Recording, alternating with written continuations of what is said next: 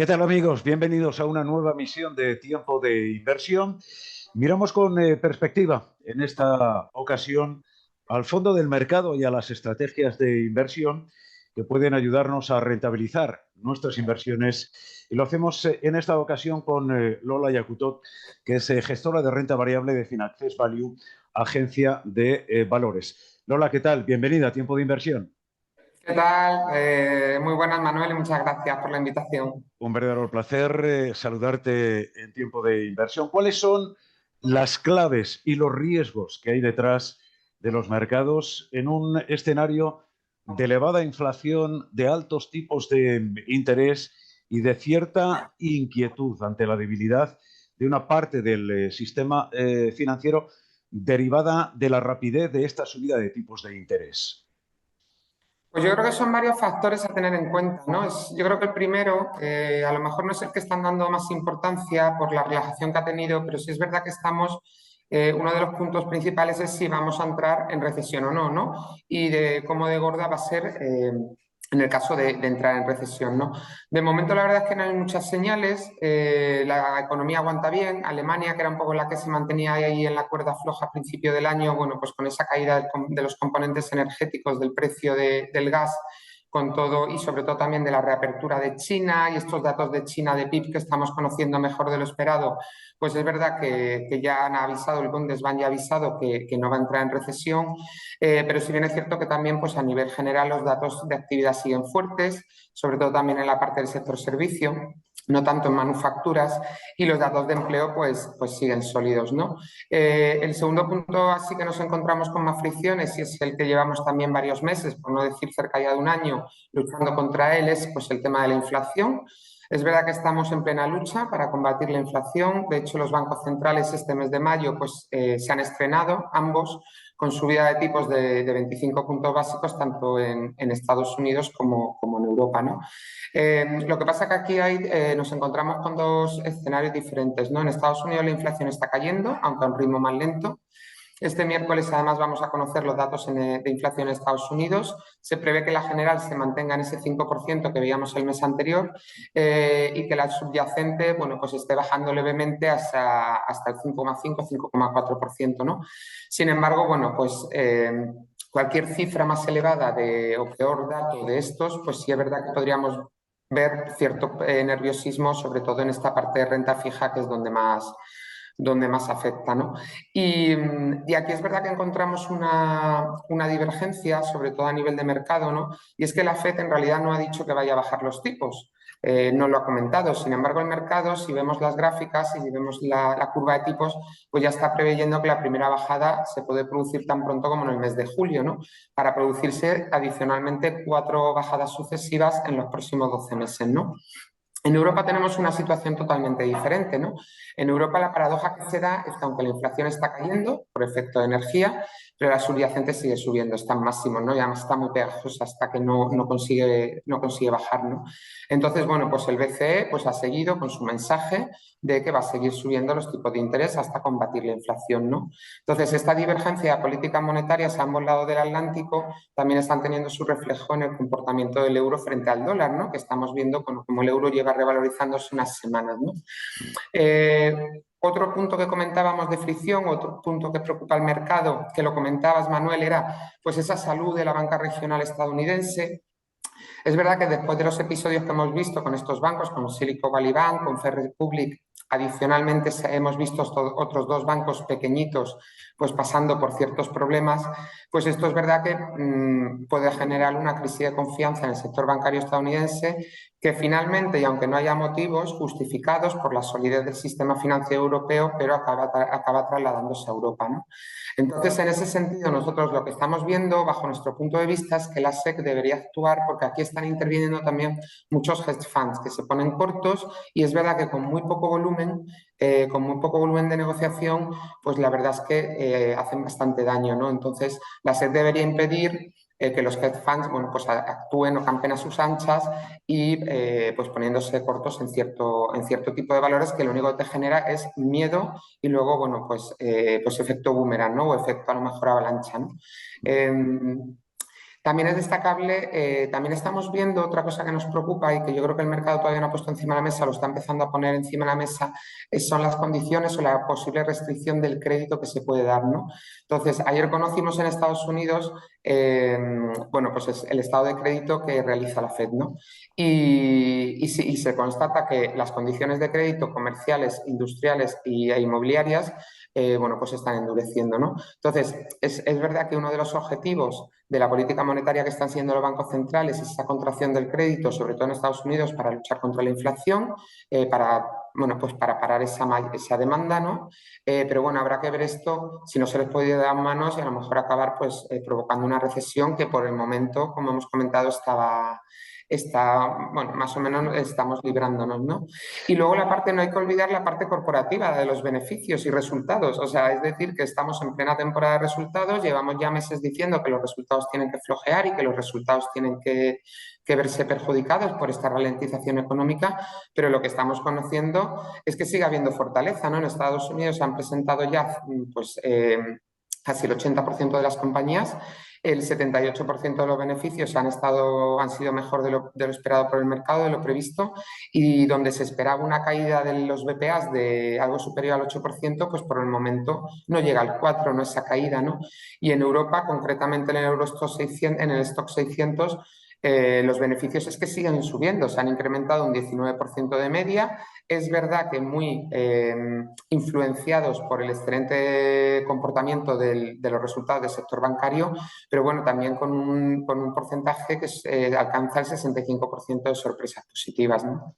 Yo creo que estos son los factores así, por lo menos los conocidos que tengamos encima de la mesa. Los desconocidos, que son los que más te impactan, esos todavía no lo sabemos. Efectivamente. En este escenario, Lola, ¿qué estrategias estáis defendiendo desde Finaccess Value en renta variable?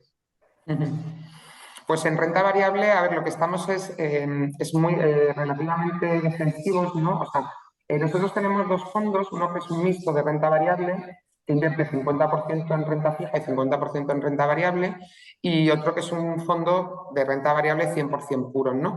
Entonces, en el caso de los dos, buscan pues repartir una rentabilidad por dividendo al partícipe, ¿no? No vía participaciones, sino vía efectivo, ¿no? Entonces, aquí, pues, ¿qué tratamos de buscar? Pues lo que llevamos haciendo todos los años, invertir en empresas que conozcamos, sólidas, con buenos negocios, con altas barreras de entrada, que podamos explicar los negocios a qué se dedican, que tengan poder de fijación de precios para poder pasar ese incremento de costes que nos ha venido vía inflación, con balances saneados, poca deuda o que la deuda se repague con la caja propiamente generada del negocio. En fin, o sea, y ahí nos encontramos pues muchos tipos de sectores, ¿no? Luego también tenemos una parte más de momentum, ¿no? Que es verdad que con todo el tema que hemos vivido de subida de tipos de interés, pues los principales beneficiados son bancos, ¿no? Entonces, si bien es cierto que llevábamos desde mitad del año pasado, incluso antes, con una ponderación en el peso bancario barra asegurador relativamente elevada, bueno, pues a raíz un poco de todas este terremoto, turbulencias del sistema financiero y además pensando que no hay motivos para que se acabe trasladando a Europa, pues es verdad que hemos decidido darle más peso al sector asegurador, que tiene muy buena rentabilidad por dividendo, porque cumple el objetivo para conseguir esos flujos para pagar al partícipe y también se ve beneficiado en un entorno de subida de tipos, ¿no? Entonces, y por el otro lado, pues tenemos empresas de todo tipo, pues el sector industrial, son compañías que además nosotros invertimos mucho en este sector porque son compañías que se entienden muy bien, se entiende lo que fabrican y encontramos empresas de mucha calidad en Europa y luego también, bueno, pues complementamos un poquito con sectores más defensivos como puede ser alimentación o consumo básico y algo de eléctricas. Y desde final de año pasado volvimos a dar entrada al sector tecnológico, que la verdad que la primera parte del año lo tuvimos bastante vetado porque no, bueno, pues en ese escenario de subida de tipos las empresas growth o las empresas tecnológicas no lo suelen hacer bien, pero después de las caídas que vimos el año pasado, pues la verdad es que es un sector que tenía mucho valor, que tenía mucho potencial y lo hemos vuelto a dar entrada en las carteras.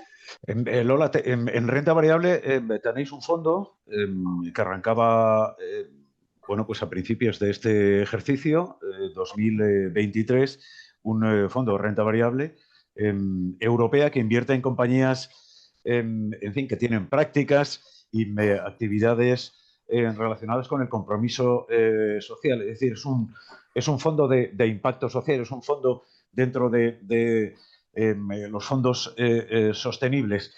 ¿Qué tipo de compañías hay en el fondo? ¿Cuáles son, sobre todo, las que más peso tienen y cómo está funcionando el Fondo de Impacto Social en lo que llevamos de este ejercicio? Es muy reciente, pero, en fin, yo creo que algún dato podemos ofrecer ya. Sí, pues mira, como comentaba Manuel, es un fondo 100% de renta variable europea que invierte en compañías donde primero se hace un filtro para identificar aquellas compañías que cumplan dos criterios. Unas que desarrollen su actividad en sectores genuinamente sociales, como puede ser bueno, la salud, la educación, la inclusión financiera, la accesibilidad, la tecnología aplicada pues, a cualquier ámbito relacionado con el tema de desarrollo sostenible, de ciudades sostenibles y de desarrollo social, pero que aparte añade cuyas prácticas en relación a los empleados, a la comunidad, al conjunto de la sociedad, pues promuevan o muestren unos elevados estándares de compromiso social, ¿no? Esto se consigue a través de unos objetivos, pues como puede ser compañía, pues el trabajo decente, la igualdad, la no discriminación, el respeto por los derechos humanos, la salud y la seguridad de los servicios y de los trabajadores y empleados, ¿no? Y las prácticas responsables, ¿no? Entonces, en ese sentido, el fondo pasa un filtro bastante exigente, la verdad, y una vez que nos hemos quedado con el filtro de estas compañías que cumplen estos objetivos, ahí es donde entramos a realizar ese análisis fundamental que he comentado antes de qué tipo de empresas queremos tener en cartera, ¿no? Entonces ahí, bueno, pues tenemos principalmente sectores pues dedicados, por ejemplo, al sector salud, pesa un 15% en el fondo, ¿no? Entonces aquí tenemos tanto empresas que se dediquen a mejorar la calidad de vida de las personas, es decir, pues que resuelvan enfermedades, medicamentos, que desarrollen bueno, pues nuevas terapias, pero también una parte importante que estamos viendo es como el tema de envejecimiento de la población, es decir, la gente cada vez vive más, pero quiere vivir mejor, ¿no? Y con menos dolencia, ¿no? Entonces, pues todas aquellas compañías que se dedican a fabricar productos, en muchos casos son productos tecnológicos, como puede ser, por ejemplo, aparatología oftalmológica, implantes dentales, pues que se dedican a poder solucionar esa necesidad que tiene el paciente y también pues rebajar costes mediante la tecnología para que para la empresa sea también más beneficioso. Ahí tenemos empresas, bueno, pues como Carl Zeiss, que es una empresa alemana que se dedica a todo el tema de tecnología que tiene que ver con el mundo oftalmológico. Tenemos empresas como Sonova, que produce, distribuye y vende audífonos para la gente que tiene problemas ya bueno, de sordera, enfocados principalmente en la tercera edad. Luego también nos basamos en otra temática, otro sector que tenemos es el tema de la educación. Y aquí estamos también invirtiendo pues, en muchas empresas que se dedican, sobre todo ya vía, la tecnología nos ha dado acceso a ello, vía telemáticamente, bueno, pues a todo lo que sea la educación digital, promover, bueno, pues tenemos empresas como Walter Kruger, que es una empresa de temas de cursos y de aplicaciones legales, sobre todo fundamentalmente, y todo lo que sea, pues con toda la tecnología aplicada a la educación, ¿no? Ya sea vía online o vía... Pero bueno, el tema online la verdad es que hay que... Y también a la gestión de instalaciones educativas, ¿no? Que esto también es importante. Aquí por el momento solo tenemos una empresa que se dedica a este tipo bueno, pues de gestiones, ¿no? Que es la parte, esa edifica, pero que se dedica sobre todo a ellos compran edificios y se dedican a alquilarlos para que su uso sea solo para o bien alquilarlo a residencias de ancianos o a centros médicos o a clínicas o todo tipo de bueno, pues, inmuebles que vayan destinados a esa tercera edad, ¿no? Y luego, bueno, pues tenemos también mucha inversión en el fondo, en torno a un 20% del fondo en el sector industrial. Y aquí el sector industrial es muy diversificado. Tenemos empresas que se dedican de autocomponentes y de automóviles, que se dedican sobre todo a ese desarrollo del vehículo eléctrico, ¿no? Y esa mayor electrificación que va a vivir sí o sí la sociedad. Y luego, bueno, pues y luego también empresas muy basadas en la parte tecnológica, ¿no? También en todos los sentidos. Lola, ¿es un fondo accesible a cualquier tipo de inversor? Es un fondo accesible a cualquier tipo de inversor, efectivamente. O sea, y además también tiene, bueno, también tiene una clase de reparto, pero sí tenemos una clase para que pueda invertir cualquier tipo de inversor que esté interesado.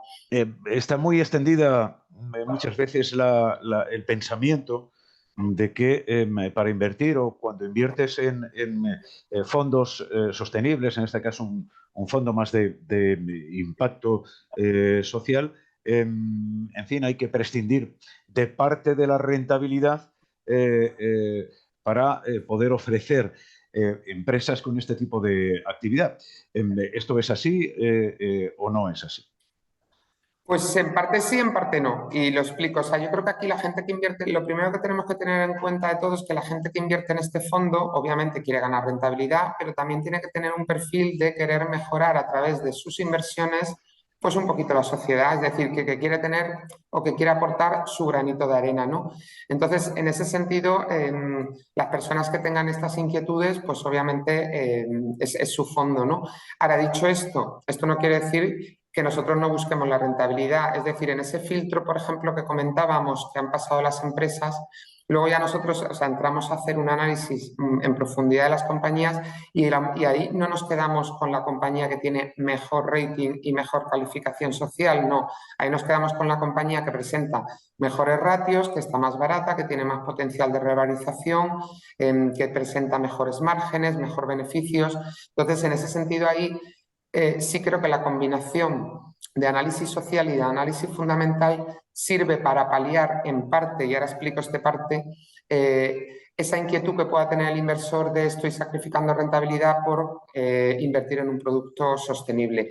¿Y por qué digo esto? Porque obviamente, pues si nos ceñimos, por ejemplo, a lo que pasó el año pasado, cuando las empresas, por ejemplo, de petróleo subieron más de un 60% con ese encarecimiento de las materias primas en general y del crudo en particular y del gas, bueno, pues este sector tiene este fondo tiene unas exclusiones, entre ellos no se puede invertir en empresas de energía, de petróleo, ¿no? Entonces, pues sí, obviamente el año pasado, pues el fondo quedaría más rezagado frente a otros fondos que sí pueden invertir en petróleo. Sin embargo, nosotros pensamos que a la larga, la gente, o sea, yo creo que a la larga el inversor, los flujos de fondos, ya sea por regulación o por creencia personal, que es lo que yo espero que prevalezca, pues la verdad es que yo creo que cualquier tipo de compañía bien gestionada, si además entra un flujo sostenible, porque los inversores, sobre todo lo vemos mucho ya en los jóvenes, en los millennials, quieren que su dinero pues aporte a la sociedad, pues ese tipo de compañías al final debería reflejarlo mejor en bolsa que otro tipo de empresa. Bueno, hay una garantía, ¿no? Y es que son dos filtros. Primero el sostenible de la compañía, pero también está después el filtro financiero, ¿no? El análisis financiero, el análisis fundamental. Es decir, hay una compañía que puede, en fin, pasar el filtro sostenible y si financieramente no está ofreciendo ningún tipo de resultado, pues no va a formar parte de la cartera de este fondo. Lola Yacutot, un verdadero placer. Muchísimas gracias por atender a Tiempo de Inversión. Tendremos ocasión de seguir analizando el mercado y de ver también el recorrido que van teniendo los fondos que en estos momentos y las estrategias que en estos momentos está defendiendo Finaccess Value, agencia de valores. Un placer. Hasta la próxima. Muchas gracias, Manuel, a vosotros. Encantada.